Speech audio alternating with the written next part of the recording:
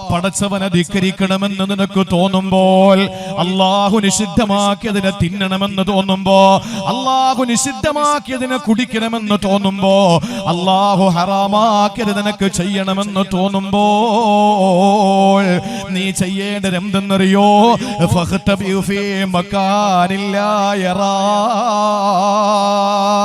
അല്ല കാണാത്തടുത്ത് പോയിരുന്ന് നീ തെറ്റ് ചെയ്യണേ പൊന്നുമോനെ.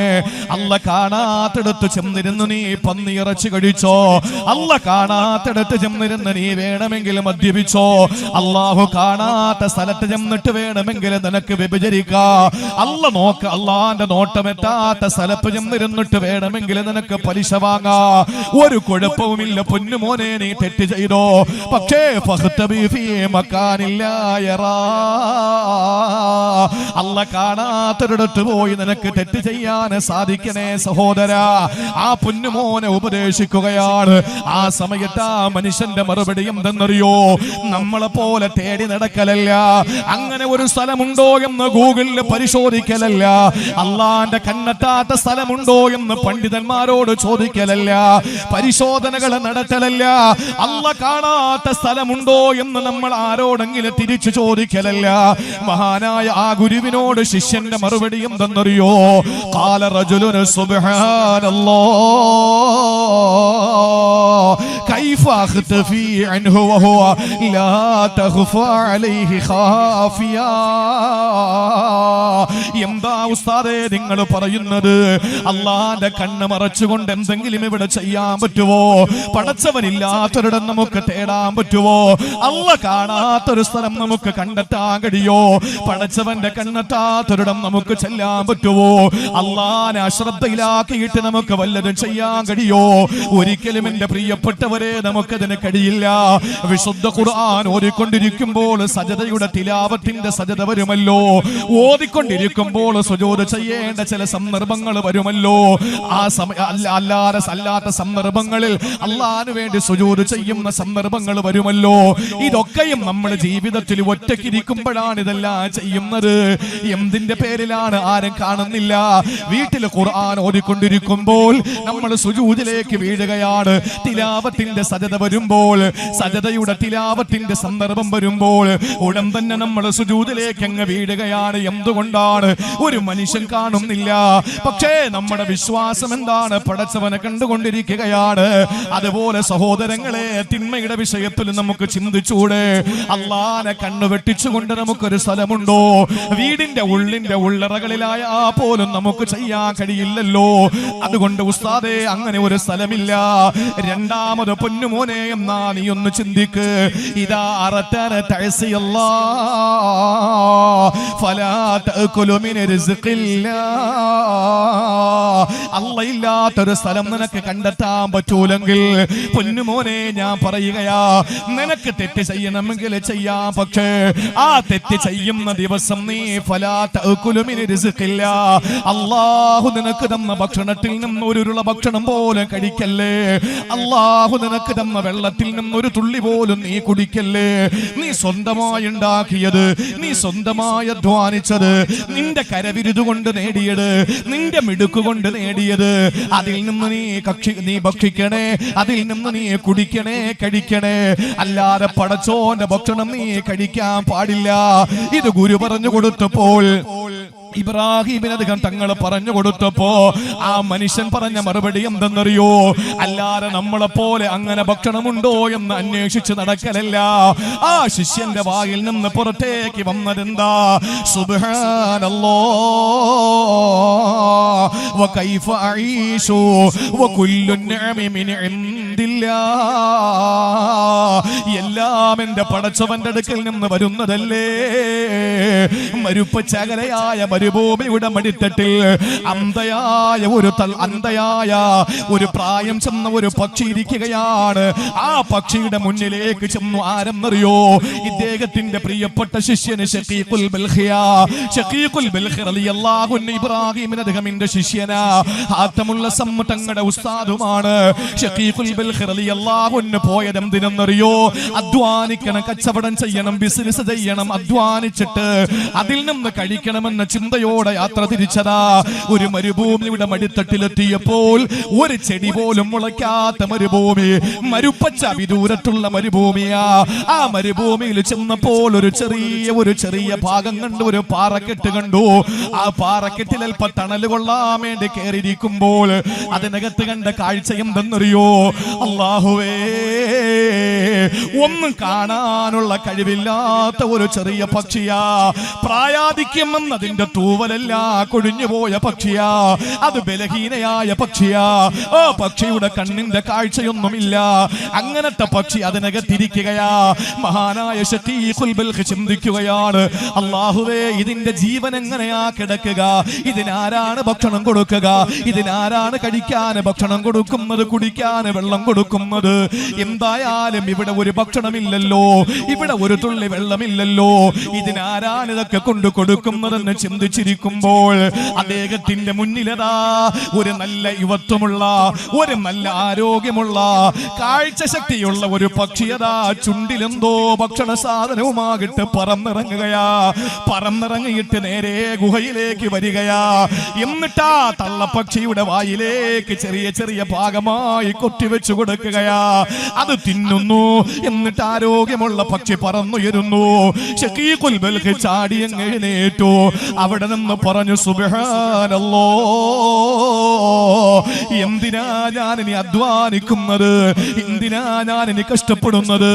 എന്തിനാ ഞാൻ ഇനി അധ്വാനിച്ചുകൊണ്ട് കഷ്ടപ്പെട്ടുകൊണ്ട് ബിസിനസ് ചെയ്യുന്നത്? ആ സമയം കൂടി അള്ളാഹ്ക്ക് വേണ്ടി മുറാഖബ ഇരുന്നൂടെ. ആ സമയം കൂടി പടച്ച തമ്പുരാന് വേണ്ടിയിട്ട് സാഷ്ടാംഗം പ്രണമിച്ചൂടെ എന്ന് ചിന്തിച്ചുകൊണ്ട് ഈ പക്ഷിക്ക് ഭക്ഷണം കൊടുക്കാൻ കഴിവുള്ള റബ്ബെനിക്കും തരാതിരിക്കുവോ? തിരിച്ചു വന്നപ്പോൾ ഉസ്താദ് ചോദിച്ചു, ഇബ്രാഹിമിനധികം ചോദിച്ചു, ശഖീഖേ, നീ പോയിട്ട് എന്തായി? ഉസ്താദേ, ഞാൻ കണ്ട ഒരു കാഴ്ച ഇതാ. ആ പടച്ച തമ്പുരാൻ എനിക്കും ഭക്ഷണം തരുമല്ലോ, പിന്നെന്തിനാണ് ഞാൻ ഭക്ഷണത്തിന്റെ പിന്നാലെ പോകുന്നത്? ആ സമയത്താണ് ഇബ്രാഹിമിനധികം തങ്ങൾ പറഞ്ഞു, പൊന്നുമോനെ, നീ എന്തിനാണ് അന്ധയായ തള്ളപ്പക്ഷിയെ പോലെ ആകാൻ ശ്രമിച്ചത്? മറ്റുള്ളവരെ സഹായിക്കുന്ന ആ പറന്നു വന്ന ആരോഗ്യമുള്ള പക്ഷിയെ പോലെ നിനക്കായി കൂടെ മറ്റുള്ളവരെ സഹായിച്ചുകൊണ്ട് കഷ്ടപ്പെട്ട് ജീവിച്ചൂടെ?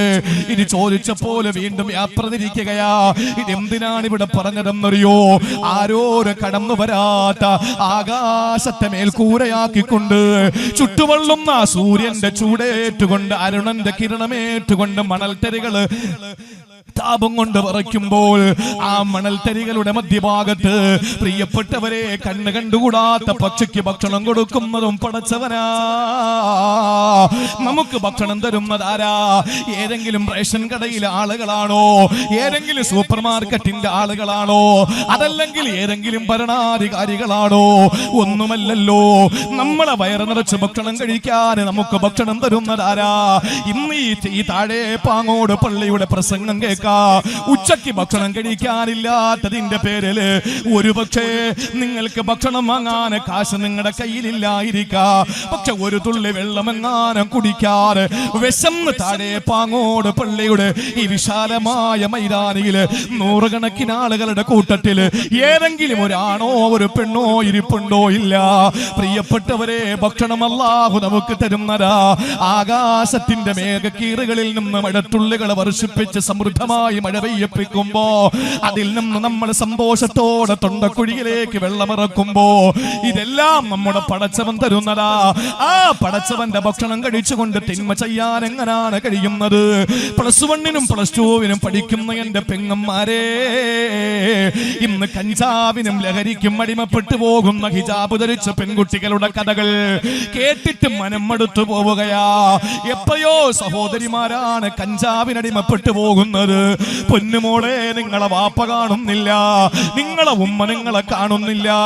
നിങ്ങൾ ഹിജാബ് ധരിച്ച് മത്ത ധരിച്ചുകൊണ്ട്, നിങ്ങൾ ബൂർക്ക ധരിച്ചുകൊണ്ട്, ജിൽബാബ് ധരിച്ചുകൊണ്ട് വീട്ടിൽ നിന്നിറങ്ങുകയാ. കോളേജിന്റെ ക്യാമ്പസിലേക്ക് കടന്നു ചെല്ലുമ്പോൾ അതെല്ലാം അഴിച്ചിട്ട് നിങ്ങളെ ബാഗിനകത്തേക്ക് വെച്ച് കഴിഞ്ഞ നിങ്ങൾ ഇഷ്ടപ്പെടുന്ന വസ്ത്രം ധരിച്ചുകൊണ്ട് നിങ്ങളുടെ പ്രിയപ്പെട്ട കാമുകന്മാരോട് കറങ്ങി നടക്കുമ്പോ അധ്യാപകർ അറിയുന്നില്ല, ജന്മം നൽകിയ വാപ്പ അറിയുന്നില്ല, നൊന്തുപെറ്റ നിങ്ങളുടെ ഉമ്മ അറിയുന്നില്ല, പൊന്നുമോളെ അറിയുന്ന ഒരാളുണ്ട്, അത് പടച്ചതമ്പുരാനാ. എന്നെങ്കിലും ആ രംഗം വെളിയിൽ അല്ലാഹു കൊണ്ടുവരും, സംശയമില്ല. പ്രിയപ്പെട്ടവരെ, പെൺകുട്ടികൾ ജിമ്മിന് പോകുന്ന കാലമാ. ജിമ്മിന് പോകുന്ന കാലമെന്ന് പറയുമ്പോൾ ഈ ലോകത്തിന്റെ നടുവേ നീങ്ങിക്കൊണ്ടിരിക്കുന്ന പെണ്ണിനും അവളുടെ ശരീരം ഒന്ന് മെച്ചപ്പെടുത്തണ്ടേ, ശരിയാ? പക്ഷേ പെണ്ണുങ്ങളെ മാത്രമുള്ള ജിമ്മിനല്ല. കാസർഗോഡ് ജില്ലയിൽ ചെന്നപ്പോഴാണ് ഒരു ചെറുപ്പക്കാരൻ പറഞ്ഞു, ഉസ്താദേ ഇന്നിവിടെ ശക്തമായി പെൺകുട്ടികൾ ജിമ്മിന് പോകുന്നതിനെതിരെ പ്രസംഗിക്കണം. ഞാൻ പറഞ്ഞു, ഞാൻ പറയൂല. എന്തുകൊണ്ട്? പെൺകുട്ടികൾക്ക് അതിന് പോകുന്നത് എന്തെങ്കിലും നിഷിദ്ധമാണോ? എന്തെങ്കിലും മതപരമായിട്ട് അതിന് തെറ്റുണ്ടോ? ഏതെങ്കിലും പണ്ഡിതന്മാരത് മോശമാണെന്ന് പറഞ്ഞിട്ടുണ്ടോ? ആ സമയത്താണ് ആ ചെറുപ്പക്കാരൻ പറഞ്ഞു, ഉസ്താദേ ആണുങ്ങളും പെണ്ണുങ്ങളും മിക്സ് ആയിട്ടുള്ള ജിമ്മാ. കേട്ടപ്പോൾ ഞെട്ടിപ്പോയി. ചെറുപ്പക്കാര് മസലുരുട്ടി കയറ്റാൻ വേണ്ടിയിട്ട്, അവരുടെ ശരീരം ഇങ്ങനെ പവറാക്കാൻ വേണ്ടിയിട്ട് വരുമ്പോ, പെങ്ങളെ നിന്റെ ശരീരത്തിലേക്കല്ലേ നോട്ടമുള്ളത്? അതുപോലെ തന്നെ ഡ്രൈവിംഗ് സ്കൂളിൽ ഭർത്താക്കന്മാര് വിടുമ്പോൾ, പെൺകുട്ടികളെ ബാപ്പമാര് വിടുമ്പോൾ, ആങ്ങളമാരെ പെങ്ങന്മാരെ വിടുമ്പോൾ, പെണ്ണുങ്ങൾ പഠിപ്പിക്കുന്ന ഡ്രൈവിംഗ് സ്കൂളിൽ വിട്ടോ അത്യാവശ്യമെങ്കിൽ, അതല്ലെങ്കിൽ നിങ്ങൾ പഠിപ്പിച്ചോ. അതല്ലാതെ പുരുഷന്മാര് മാത്രമുള്ളിടത്ത് വിടാൻ പാടില്ല. ഇതെല്ലാം തെറ്റ് തന്നെയാണ്, ഇതെല്ലാം തിന്മ തന്നെയാണ്, ഇതെല്ലാം മോശപ്പെട്ടത് തന്നെയാണ്, ഇതെല്ലാം വർജിക്കപ്പെടേണ്ടത് തന്നെയാണ്, ഇതെല്ലാം ശരിയാണെന്ന് വാദമാർക്കും തന്നെയില്ല. ഇതെല്ലാം നമ്മൾ ചെയ്യുമ്പോൾ നമ്മൾ ആരുടെ ഭക്ഷണമാ കഴിച്ചത്? ആര് തന്ന വെള്ളമാ നമ്മൾ കുടിച്ചത്? അല്ലാഹു റബ്ബുൽ ഇസ്സത്ത് തന്ന വെള്ളമല്ലേ? എത്രയോ ആളുകളാണ് പ്രിയപ്പെട്ടവര് വായിലൂടെ വെള്ളം കുടിക്കാൻ കഴിയാത്തതിന്റെ പേരില് തൊണ്ടയിൽ ട്യൂബിട്ടിട്ട് കഴിക്കുന്നത്, കഴുത്തിൽ ട്യൂബിട്ടിട്ട് ഭക്ഷണം കഴിക്കുന്നത്, ജ്യൂസാക്കി കൊടുക്കുന്നത്. ഈ പറയപ്പെട്ട ആളുകളൊക്കെ നിസ്കാരമുള്ളവരാണ്, നോമ്പുള്ളവരാ. ഇതൊന്നുമില്ലാതെ തന്നെ യഥേഷ്ടം നല്ല ഭരണക്കൂട്ടുകളുള്ള, രുചിക്കൂട്ടുകളുള്ള ഭക്ഷണം കഴിക്കാനുള്ള ഭാഗ്യം അല്ലാഹു റബ്ബുൽ ഇസ്സത്ത് നമുക്ക് തരുമ്പോൾ ഒരു നിമിഷമെങ്കിലും ചിന്തിച്ചിട്ടുണ്ടോ, ഞാൻ ആരുടെ ഭക്ഷണം കഴിച്ചിട്ടാണ് ഈ തിന്മ ചെയ്തത്? ഈ ശരീരത്തിന് വന്ന എനർജി ആര് തന്ന ഭക്ഷണം കഴിച്ചിട്ടാണ്? മഹാനായ ഇബ്രാഹിമിനധികം തങ്ങൾ പറഞ്ഞു, മോനെ നീ തെറ്റ് ചെയ്യുന്നെങ്കിൽ ചെയ്തോ, പക്ഷെ അല്ലാഹു എന്ന റാസിഖിന്റെ ഭക്ഷണം നീ കഴിക്കല്ല. ആ മനുഷ്യൻ പറഞ്ഞ മറുപടിയാണ്, എങ്ങനെയാണ് ഉസ്താദേ, എല്ലാം പടച്ചവൻ തരുന്നതല്ലേ, പിന്നെ എങ്ങനെയാണ് കഴിക്കാതിരിക്കാൻ പറ്റുക? അതല്ലാതെ വേറെ എന്തെങ്കിലും എവിടെയെങ്കിലും കിട്ടുവോ? എന്നാ മോനെ, മൂന്നാമതാകട്ടെ നീ ഒന്ന് ചിന്തിക്ക്.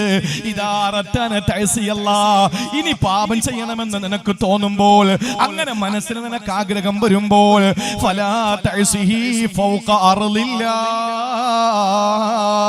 അള്ളാന്റെ ഭൗമോപരിതലത്തിന്റെ വിരിമാറിലിരുന്ന് തെറ്റ് ചെയ്യല്ലേ. ഈ പടച്ചോന്റെ ഭൂമിയിൽ നിന്ന് മാറിയിട്ട് വേറെ ഏതെങ്കിലും പ്രൈവറ്റ് പ്രോപ്പർട്ടിയിൽ പോയി നീ ഇരുന്ന് ചെയ്യണേ, അതല്ലെങ്കിൽ പേഴ്സണൽ പ്രോപ്പർട്ടിയിൽ പോയിരുന്ന് നീ ചെയ്യണേ. അതല്ലാതെ ഒരിക്കലും നീ പടച്ചോന്റെ ഭൂമിയിൽ ഇരുന്നു കൊണ്ട് അവൻ നിഷിദ്ധമാക്കിയത് ചെയ്യല്ലേ. ഇത് പറഞ്ഞപ്പോഴും ആ മനുഷ്യൻ പറയുകയാണ്, സുബ്ഹാനല്ലാഹ് ഐന അദ്ഹബു വകുല്ലു മാ ഫിൽ കൗനിലാ. എവിടെ പോകാനാ? ഇതെല്ലാം പടച്ചവന്റെതല്ലേ, ഇതെല്ലാം റബ്ബുൽ ഇസ്സത്തിന്റെതല്ലേ, ഇതെല്ലാം കരുണക്കടലിന്റെതല്ലേ. അതുകൊണ്ട് അതും കഴിയില്ല ഉസ്താദേ. എന്നാ പൊന്നുമോനെ, നാലാമത് ഞാനൊരു കാര്യം പറയാ. ഇനി പടച്ചവനുമായി ബന്ധമുള്ളതങ്ങ് വിട്ടേക്ക്, അത് നിനക്ക് പറ്റൂലെന്ന് മനസ്സിലായില്ലേ? എന്നാ ഞാൻ നാലാമതായിട്ടൊന്ന് പറയട്ടെ. നീ തെറ്റൊക്കെ ചെയ്തോ, അള്ളാന്റെ ഭൂമിയുടെ മുകളില് അവൻ തരുന്ന ഭക്ഷണം കഴിച്ച് അവൻ കാണുന്ന സ്ഥലത്തിരുന്ന് നീ തെറ്റ് ചെയ്തോ, ഈ ചിന്തകളൊക്കെ നിന്റെ ഭാഗത്ത് നിന്ന് പൊയ്ക്കോട്ടെ. പക്ഷെ ഒരു കാര്യം ഞാൻ പറയാ, ഇതാ ഖറഅത ദുനൂബക ഫീ സഹീഫതിക, നിന്റെ നിന്റെ കർമ്മ പുസ്തകമുണ്ടല്ലോ, നിന്റെ ജീവിതത്തിന്റെ റെക്കോർഡ്സ് പുസ്തകമുണ്ടല്ലോ, നിന്റെ ജീവിതത്തിന്റെ കുറ്റപത്രമുണ്ടല്ലോ. ഇത് നാളെ നിനക്ക് തരുന്ന ഒരു ദിവസമുണ്ട്. ലാ യുഗാദിറു സഗീറതൻ വലാ കബീറതൻ ഇല്ലാ അഹ്സാഹാ. ചെറുതും വലുതുമായ ഒന്നും അല്ലാഹു വിടൂല. ഒരു ചെറിയ ചിന്ത മനസ്സിൽ വന്നാലും അതിനകത്ത് റെക്കോർഡാ. CCTV ക്യാമറ നമ്മൾ ഭയക്കുമല്ലോ. 2 വീലറും 4 വീലറും ഓടിച്ചു പോകുമ്പോൾ ക്യാമറ ഇരിക്കുന്നത് കണ്ടാൽ പ്രിയപ്പെട്ടവരെ, പിണറായി വിജയന്റെ പോലീസ് നമ്മളെ പിടിക്കുമെന്ന് ഭയപ്പെട്ടുകൊണ്ട് നമ്മൾ വളരെ പതുക്കെ പോകുന്നത് ക്യാമറ ഇരിക്കുന്നത് കൊണ്ടാ. എവിടെയെങ്കിലും പോയാൽ CCTV ക്യാമറ ഉണ്ടെങ്കിൽ നമ്മൾ വലിയ മുത്തഖീങ്ങളാ, നമ്മളപ്പോൾ വലിയ മുഖ്ലിസീങ്ങളാ. പക്ഷെ അതില്ലെങ്കിൽ നമ്മുടെ സ്വഭാവം നേരെ വിരുദ്ധമാ. പക്ഷേ പ്രിയപ്പെട്ടവരെ, എല്ലാം രേഖപ്പെടുത്തുന്ന ഒരു CCTV ക്യാമറയുണ്ട്. ആ ക്യാമറയാണ് നമ്മുടെ ജീവിതത്തിന്റെ റെക്കോർഡ് പുസ്തകം. ഡയറി കുറിപ്പ് എഴുതുന്നത് പോലെയല്ല. 2023 ഫെബ്രുവരി മാസം 13-ാം തീയതി ഞാൻ ഇന്നത് ചെയ്തു, ഇത്ര മണിക്ക് ഇന്ന സംഭവം ഉണ്ടായെന്ന് നീ എഴുതുന്നത് പോലെയല്ല. ഉറക്കത്തിൽ നീ കാണുന്ന സ്വപ്നം പോലും രേഖപ്പെടുത്തപ്പെടുകയാ. നിന്റെ അബോധാവസ്ഥയിലുള്ള ചിന്തകൾ പോലും എഴുതപ്പെടുകയാ. നിന്റെ ഞരക്കം പോലും രേഖപ്പെടുത്തപ്പെടുകയാ. ഇതെല്ലാം രേഖപ്പെടുത്തപ്പെടുന്ന കർമ്മപുസ്തകം നിന്റെ കയ്യിൽ കിട്ടുമ്പോൾ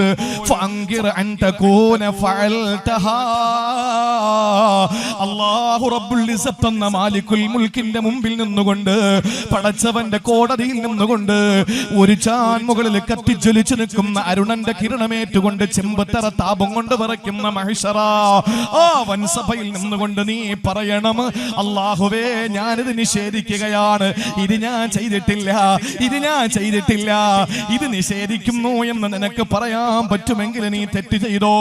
ആ സമയത്തതാ വീണ്ടും മഹാനവറുകളോട് ശിഷ്യം പറയുകയാണ്, ഉസ്താദേ സുബ്ഹാനല്ലാഹ്, നിങ്ങൾ എന്തായി പറയുന്നത്, നിങ്ങൾ എന്തായി പറയുന്നത്? ഫൈനൽ കിറാമുൽ കാത്തിബീ, ഈ എഴുത്തുകാരായ റിപ്പോർട്ടർമാരായ മലക്കുകൾ അവിടെ ഉണ്ടല്ലോ. വൽ മലായികത്തുൽ ഹാഫിളൂ, പ്രൊട്ടക്ഷന്റെ മാലാകമാർ അവിടെ വരുന്നുണ്ടല്ലോ. വശുഹൂദുൻ നാതിഖൂ, എല്ലാം മിണ്ടുന്ന നമ്മുടെ അവയവങ്ങളും അവിടെ വരുമല്ലോ. റബ്ബേ, അല്ലാഹുവിന്റെ ഹബീബ് വരുമല്ലോ ഉസ്താദേ. പിന്നെ എങ്ങനെയാണ് എനിക്ക് ആ തെറ്റ് ചെയ്യാൻ കഴിയുക? ഇതിനെ എങ്ങനെയാണ് എനിക്ക് അവഗണിക്കാൻ കഴിയുക? ഉസ്താദ് പറഞ്ഞു കഴിയൂലല്ലോ. എന്നാൽ ഞാൻ ഇനി 5-മതൊരു കാര്യം കൂടി പറഞ്ഞു തരാ, അത് കേട്ടിട്ട് നീ തീരുമാനിച്ചോ തെറ്റ് ചെയ്യണമെന്ന്. നിനക്ക് റബ്ബിനോട് തെറ്റ് ചെയ്യണമെന്ന് കൊതിയുണ്ടാകുമ്പോൾ നീ ചെയ്തോ മോനെ, എന്ത് വേണോ നിനക്ക് ചെയ്യാ. പിന്നെ നിന്റെ അടുത്ത് മലായിക്കത്തുകൾ വരുന്ന ദിവസമുണ്ട്. എന്തിനാണ് അവർ വരുന്നത്? നിന്നെ നരകത്തിലേക്ക് വലിച്ചുകൊണ്ട് പോകാനാ. ഏത് മലക്കുകളാണ് വരുന്നതെന്നറിയോ? അവര് ചിരിക്കൂല, അവര് സന്തോഷിക്കൂല, അവർക്ക് പുഞ്ചിരിയില്ല, അവർക്ക് കരുണയില്ല, അവർക്ക് കടാക്ഷമില്ല, അവർക്ക് ഒരിക്കലും ഒരാളെ സന്തോഷപ്പെടുത്തുന്ന സംവിധാനമില്ല. അല്ലാഹ് പറഞ്ഞത് അലൈഹാ മലായികത്തുൻ ഗിലാദുൻ ശിദാദ്, മല്ലന്മാരാണ്, മല്ലന്മാരാണ്, കഠിന ഹൃദയരാണ്. അങ്ങനത്തെ മലക്കുകൾ നിന്നെ വലിച്ചടച്ചുകൊണ്ട് പോകാൻ ഒരുങ്ങുമ്പോൾ പൊന്നുമോനെ, ഫലാ തദ്ഹബ് മഅഹും, നീ അവരോടൊപ്പം പോകാതെ അവിടെ തന്നെ അങ്ങ് നിന്നാ മതി. എന്നിട്ട് നീ പോയി തെറ്റ് ചെയ്തോ, നരകത്തിൽ പിടിച്ചോണ്ട് പോകുമ്പോ നീ പോകരുത്, അവിടെ തന്നെ അങ്ങ് നിൽക്കണം. ഈ മനുഷ്യൻ പറയുന്നു, സുബ്ഹാനല്ലാഹ്, ഉസ്താദേ നിങ്ങൾ എന്താ പറയുക? ഫഹല്ലി ഖുവതൻ അലൈഹി ഇന്നമാ യസൂഖൂനനി സൗഖാ, എനിക്കെങ്ങനെയാണ് പോകാതിരിക്കാൻ പറ്റുക? അവര് വലിച്ചടച്ച് പിടിച്ചു കൊണ്ടുപോകൂലേ, പിന്നെ ഞാൻ എങ്ങനെയാണ് പോകാതിരിക്കുന്നത്? ഇത് പറഞ്ഞിട്ട് ആ മഹാനായ മനുഷ്യൻ മനുഷ്യൻ പറയുകയാണ്, മഹാനായ ഇബ്രാഹിമിന് അധികം തങ്ങൾ ചോദിക്കുകയാണ്, പൊന്നുമോനെ ഇനി പറ, നിനക്ക് തെറ്റു ചെയ്യണോ? ഇനി നിനക്ക് ആഗ്രഹമുണ്ടോ തിന്മകൾ ചെയ്യാ?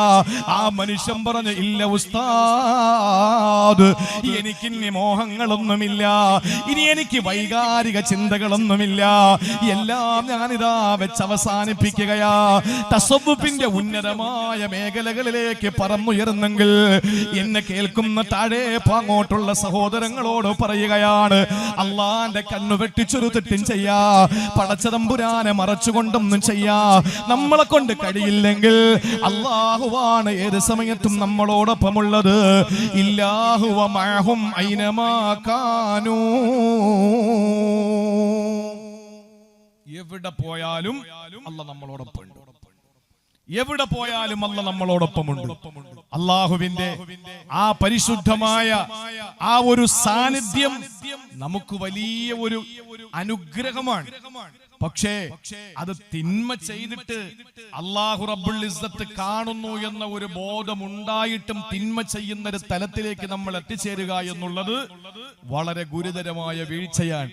അല്ലാഹു റബ്ബുൽ ഇസ്സത്ത് അതിൽ നിന്ന് കാത്തുരക്ഷിച്ച് അവനു വേണ്ടി ജീവിതം സമർപ്പിക്കാനുള്ള മഹാസൗഭാഗ്യം അല്ലാഹു നൽകി അനുഗ്രഹിക്കുമാറാവട്ടെ.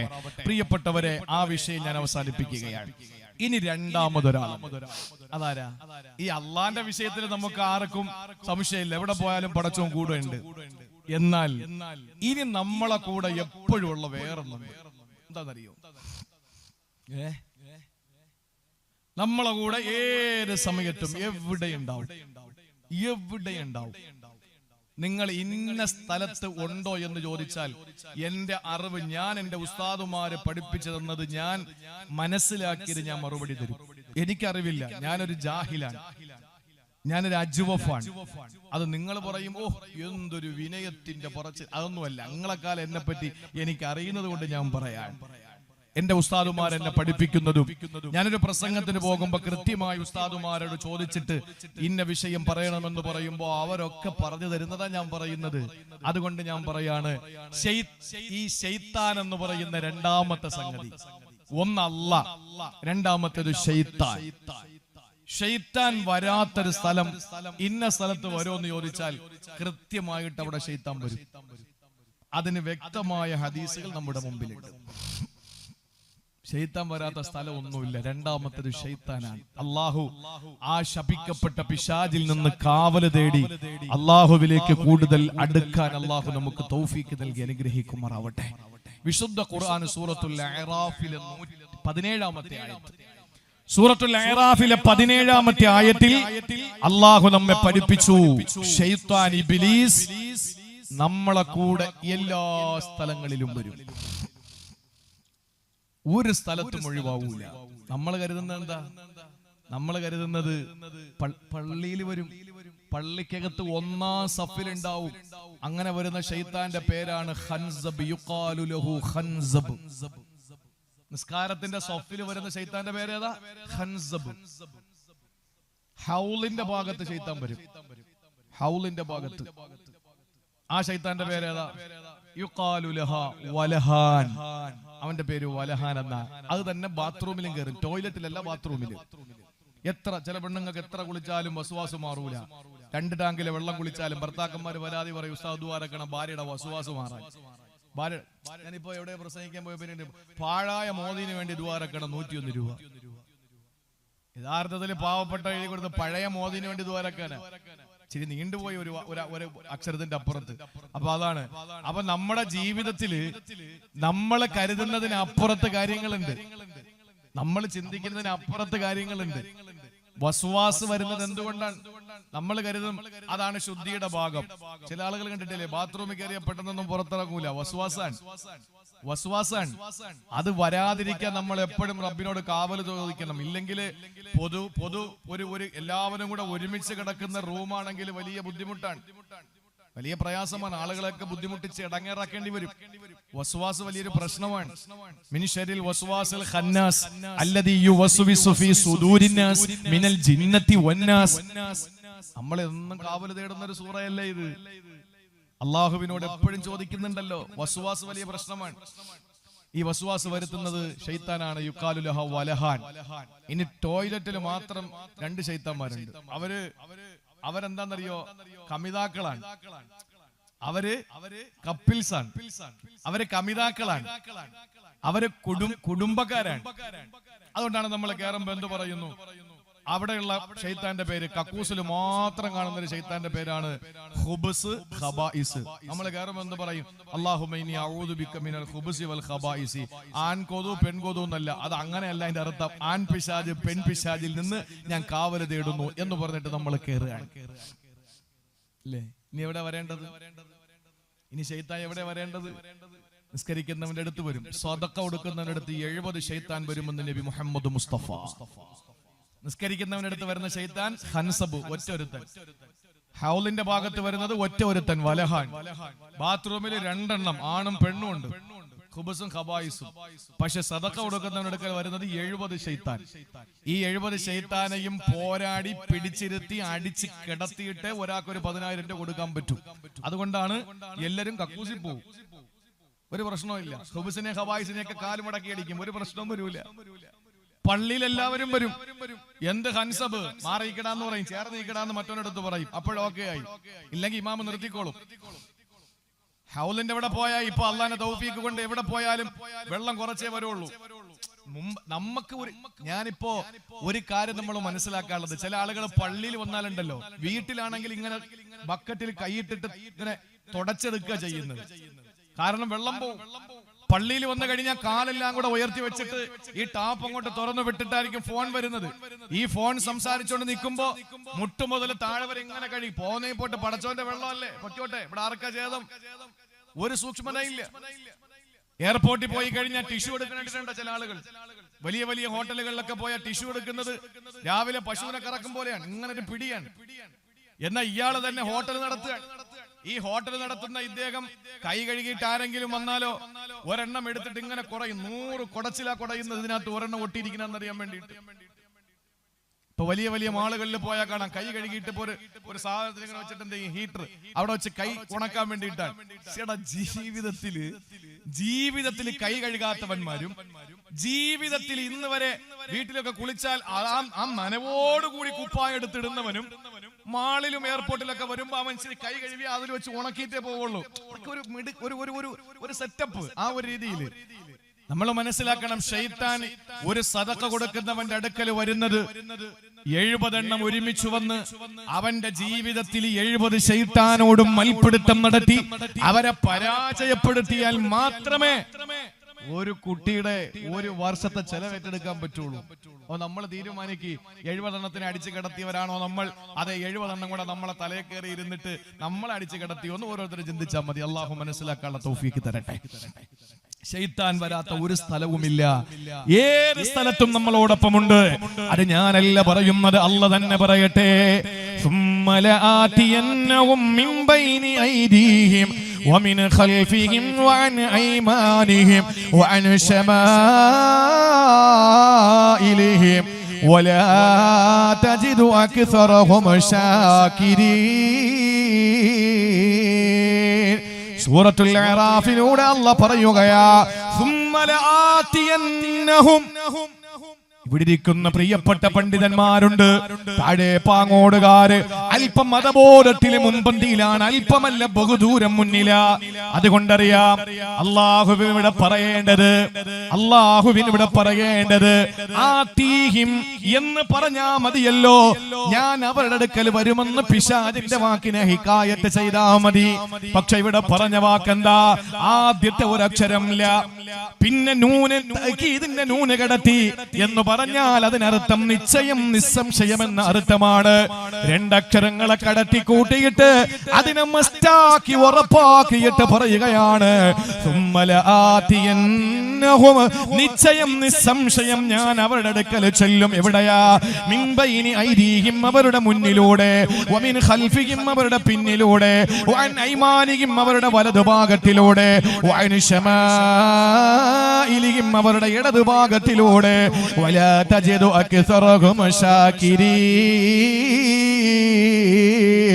ഒറ്റ ഒരുത്തനെയും അള്ളാന് നന്ദിയുള്ളവനാക്കാൻ ഞാൻ സമ്മതിക്കൂല. അള്ളാഹ്ക്ക് നന്ദിയുള്ളവനാകാൻ ഞാൻ അനുവദിക്കൂല. എല്ലാത്തിനെയും ഞാൻ പിടികൂടുക തന്നെ ചെയ്യുന്നതാ. ഇത് സൂറത്തുൽ അറാഫിൽ അല്ലാഹ് പറയുമ്പോ നേരത്തെ ഞാൻ പറഞ്ഞല്ലോ, മഹാനായ ഇബ്രാഹിം അധികം റളിയല്ലാഹു അൻഹുവിന്റെ പ്രിയപ്പെട്ട ശിഷ്യനെ ആരാണ്? മഹാനായ ശഖീഖുൽ ബൽഖ് റളിയല്ലാഹു അൻഹു. ആരാണ് മോശക്കാരനോ? ഹാത്തമുൽ അസം റളിയല്ലാഹു അൻഹുവിനെ വാർത്തെടുത്ത് സമുദായത്തിന് സമ്മാനിച്ച മഹാനവറുകളാ. ഹാത്തമുൽ അസമ്മിനെ പോലുള്ള വലിയ മഹാവ്യക്തി പ്രഭാവങ്ങളെ പ്രോജ്വലിക്കുന്ന ഇസ്ലാമിന്റെ നായകന്മാരെ ലോകത്തിന് സമ്മാനിച്ച ശഖീഖുൽ ബൽഖ് റളിയല്ലാഹു അൻഹു പറയുകയാണ്, മാമിൻ സബാഹിൻ ഇല്ലാ വയതീനി ശൈത്താന മിനൽ ജിഹാത്തിൽ അർബഈ. 4 വശത്തൂടെയും ഓരോ പ്രഭാതത്തിലും ശൈത്താൻ എൻ്റെ അടുത്ത് വരുവാറുണ്ട്. ആത്തമുൽ അസമ്മിന്റെ ഉസ്താദ് ശഖീഖുൽ ബൽഖി എന്ന ഇബ്രാഹിം അദ്ഹമിന്റെ ശിഷ്യൻ റളിയല്ലാഹു അൻഹു അവര് പറയാണ്, എന്റെ അടുത്ത് 4 വശത്തൂടെയും ശൈത്താൻ ഓരോ സുപ്രഭാതത്തിലും വരും. അപ്പൊ നമ്മളെ കാര്യം പറയണോ? ആത്തമുള്ള ഇപ്പോ പുലിപ്പാറ ഉസ്താദിനെ സംബന്ധിച്ചിടത്തോളം ഉസ്താദിന്റെ ജ്യേഷ്ഠന്റെ മകളുടെ കല്യാണം